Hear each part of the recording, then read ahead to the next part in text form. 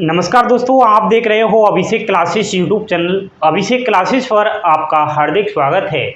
और बताओ दोस्तों, कैसे हो आप सब। आशा करता हूँ ठीक होंगे। देखिए, 10वीं पास युवाओं के लिए बेहतरीन चांस आ रहा है। एसएससी के द्वारा बहुत बड़ी बम्पर भर्ती निकलने वाली है दोस्तों। तो यहाँ पर 10वीं अगर आपने कर ली है तो इससे बड़ा मौका आपको कभी हासिल नहीं लगेगा। एसएससी के द्वारा जीडी कांस्टेबल की बम्पर भर्ती निकलने वाली है, तो उसी के रिलेटेड मैं चर्चा करूंगा। एसएससी जीडी के बारे में जो भी आपके मन में डाउट है वो सारे क्लियर हो जाएंगे इस वीडियो को देखने के बाद। कोई भी आपके मन में प्रश्न नहीं होंगे। तो आइए बिना टाइम गवाए बोर्ड पर ध्यान देने की कोशिश कीजिएगा। दोस्तों, मैं बात करूं एसएससी जीडी न्यू वैकेंसी 2022 के बारे में, कुल पद कितने होने वाले हैं। नंबर ऑफ वैकेंसी की बात करें प्रिय दोस्तों, 84,405 पद रहेंगे। देख कितने ज़्यादा पदों पर भर्ती आएगी, 84,405। इसमें महिलाओं के लिए भी पद है और पुरुषों के लिए भी है, दोनों ही फॉर्म अप्लाई कर सकते हैं। अब थोड़ा आप वैकेंसी डिटेल्स के बारे में जानिए, फिर आगे की चर्चा हम करेंगे। देखिए दोस्तों, वैकेंसी की जानकारी मैं दे रहा हूं। इसमें अलग अलग फोर्स वाइज पोस्ट होती है। जैसे आपकी जानकारी के लिए बता दूं, सीआरपीएफ का अगर आपका लक्ष्य है सीआरपीएफ में नौकरी करने का, तो 29,985 वैकेंसियां निकलने वाली है दोस्तों। बीएसएफ बॉर्डर सिक्योरिटी फोर्स 19,254 पद रहेंगे। एसएसबी 11,400 और 2 पद रहेंगे। सीआईएसएफ के अंदर 10,918 वैकेंसियां हैं। एआर के अंदर 9,659 वैकेंसियां हैं। आईटीबीपी के अंदर 3,187 पद है दोस्तों। और टोटल पदों के बारे में बात करूं तो 84,405 पद है। तो यहाँ पर इन फोर्स के अंदर इतने पद होने वाले हैं। तो आपके ऊपर डिपेंड करता है किस फोर्स के अंदर आपको नौकरी करनी है। अब आप देखिएगा दोस्तों, कब से फॉर्म अप्लाई होंगे, कब इसका नोटिफिकेशन जारी होगा, क्या क्वालिफिकेशन रहेगी, क्या एज लिमिट रहेगी, तो सब कुछ आप देखने की कोशिश कीजिएगा। ध्यान दीजिए, ऑनलाइन इसके फॉर्म भरे जाएंगे दोस्तों। और आपकी जानकारी के लिए बता दूं, 10 दिसंबर से और 19 जनवरी तक फॉर्म अप्लाई होंगे। जी हाँ, यही डेट फॉर्म अप्लाई की रहेगी। एसएससी के कैलेंडर में पहले ही बता दिया गया है कि इन डेट्स में फॉर्म अप्लाई होंगे और मार्च और अप्रैल में आपकी जो है परीक्षा हो जाएगी। यह एसएससी का कार्यक्रम है। एसएससी जो कह देता है वो करके ही दिखाता है। बहुत बड़ी फास्ट प्रोसेसिंग इसकी चलती है। तो फॉर्म आप भर देना। 10 दिसंबर से 19 जनवरी इसकी लास्ट डेट रहेगी दोस्तों। नोटिफिकेशन की बात करूं तो अक्टूबर में या फिर नवंबर में 100% नोटिफिकेशन आपके लिए आ जाएगा। बने रहना अभिषेक क्लासेस पर, जानकारी आपको मिल जाएगी। फीस कितनी रहेगी वो आप एक बार देखिएगा। जनरल, ओबीसी और ईडब्ल्यूएस के लिए 100 रुपये, एससी, एसटी, पीएच और ऑल कैटेगरी फीमेल्स की कोई आवेदन फीस नहीं है।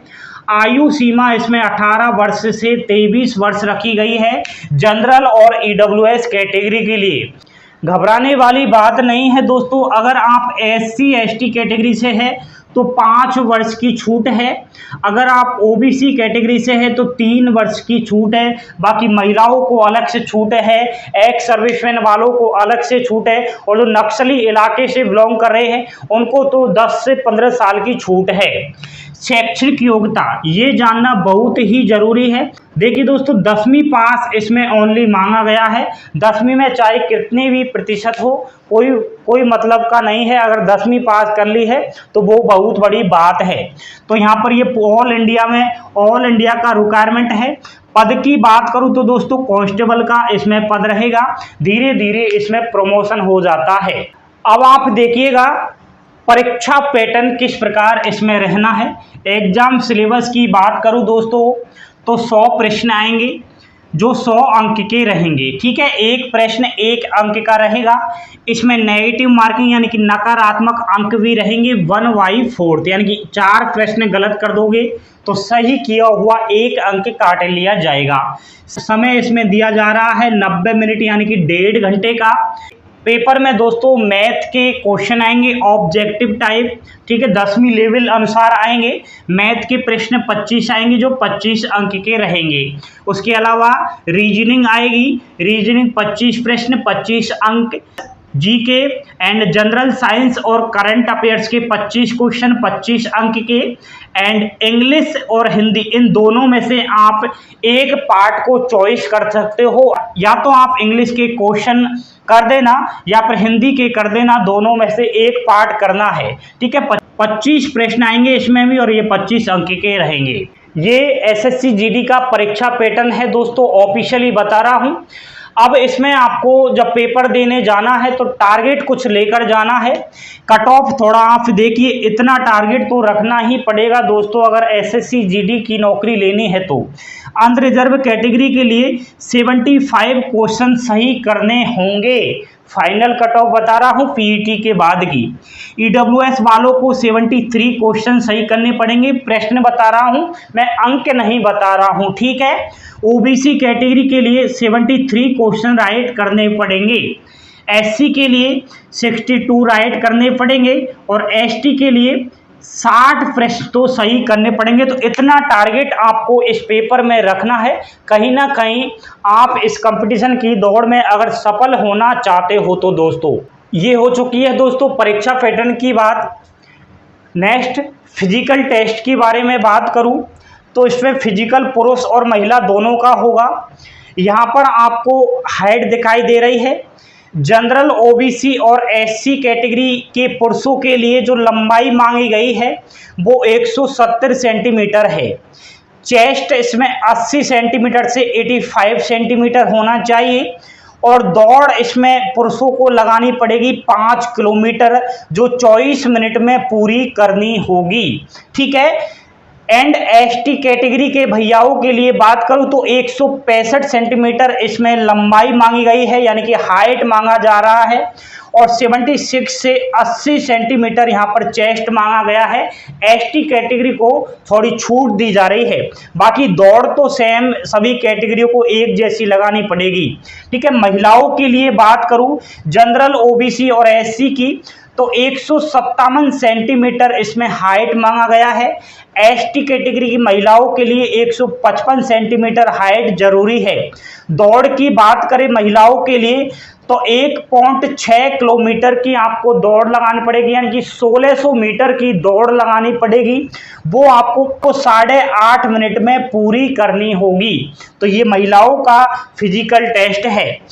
सिलेक्शन प्रोसेस में देखा जाए तो सबसे पहले ऑनलाइन एग्जाम्स होगी, इसको जो भी क्वालिफाइड करेगा उसका फिजिकल टेस्ट होगा।